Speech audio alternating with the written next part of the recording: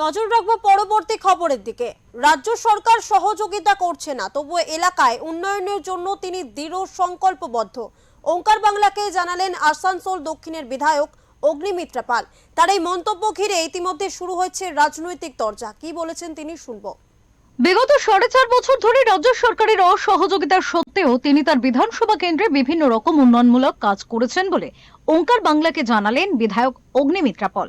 একান্ত সাক্ষাৎকারে তিনি দাবি করেন, এলাকায় সোলার লাইট, ছটঘাট সংস্করণ, বিভিন্ন ক্লাব এলাকায় শেড নির্মাণ এবং এই শেড নির্মাণের ফলে স্থানীয় দুস্থ পড়ুয়াদের পড়াশোনা এবং বিভিন্ন সাংস্কৃতিক কার্যকলাপের ব্যবস্থা করেছেন তিনি।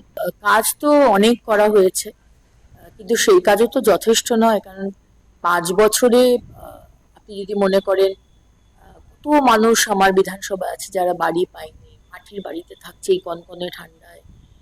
বর্ষাকালে দেখেছি বালতি টাঙিয়ে রেখেছি, টপ টপ করে জল পড়ছে, আর ছোট ছোট সন্তানদের নিয়ে সেই মাটির বাড়িতে রয়েছে। সুতরাং আমার ইচ্ছে ছিল যে বাড়িগুলো দেওয়া, কিন্তু আমি দিতে পারিনি, কারণ আমার এখতিয়ারের মধ্যে নেই।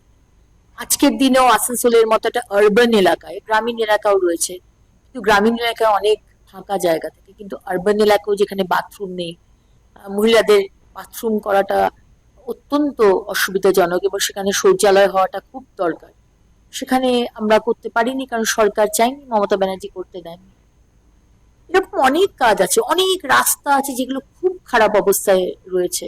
পাশাপাশি তিনি আরো বলেন, কেন্দ্র সরকারের আয়ুষ্মান ভারত সহ বহু জনমুখী পরিষেবা দিতে বাধা দিচ্ছে বর্তমান রাজ্য সরকার। তাই আমাদের ইন্ডাস্ট্রি আসবে, আমরা ইন্ডাস্ট্রি করব, আমরা তার সাথে সাথে কৃষি ক্ষেত্র, আমাদের আসানসোল দক্ষিণে অতটা নেই, কিন্তু অন্য জেলাতে যথেষ্ট কৃষকদের উন্নয়নের অবকাশ রয়েছে। সেই বিষয়গুলো দেখা যাবে, অনেক বেশি এগ্রিকালচার হয়। স্বাস্থ্য, আজকে আয়ুষ্মান ভারত 5 লক্ষ টাকার মমতা ব্যানার্জি ঢুকতে দেননি। স্বাস্থ্যসাথী কার্ডে Vellore, Tata medical center, AIIMS, আপনি অ্যাপোলো যেতে পারবেন না, আপনার সেখানে আয়ুষ্মান ভারত লাগবে, কিন্তু ঢুকতে দেননি। 2026-এ মোদী সরকার এলে আয়ুষ্মান ভারত হবে। প্রত্যেকটা হাসপাতালে বাইরে গিয়ে কোনো ওষুধ বা এমআরআই বা সিটি স্ক্যান করতে হবে না। এই স্বাস্থ্য ব্যবস্থা, শিক্ষা ব্যবস্থা, প্রত্যেক বছর পরীক্ষা হবে এবং মানে নম্বর দিয়ে কে কত রেজাল্ট পেয়েছে, পিছনের দরজা দিয়ে কেউ ঘুষ দিয়ে যাতে না ঢোকে, এই পুরো সিস্টেম আমরা ঠিক করার স্বপ্ন দেখি বাংলার মানুষের জন্য। এর উত্তরে তৃণমূলের রাজ্য কমিটির সদস্য তথা আসানসোল পৌর নিগমের কাউন্সিলর অশোক রুদ্র বলেন, সামনে ভোট আসছে, বিগত 4.5 বছরে আসানসোল দক্ষিণের বিধায়ককে দেখা যায়নি। ভোটের দিন এগিয়ে আসার সময় তিনি বিভিন্ন রকম গিমিক করে পুনরায় টিকিট নেওয়ার চেষ্টা করছেন।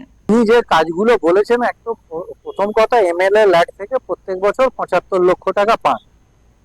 এখন ওনার প্রত্যেকটা জায়গায়, উনি যেমন প্রত্যেক জায়গায় ঘুরে ঘুরে বিভিন্ন ধরনের ইস্যু ভিত্তিক আপনার মুভমেন্ট করছে, উনি প্রত্যেকটা ওনার আসানসোল দক্ষিণ বিধানসভার মোড়ে মোড়ে টাঙিয়ে দিই যে উনি 5 বছরে 5 গুণিত 75 লক্ষ টাকা এই পেয়েছেন এবং উনি কি কাজ করেছেন।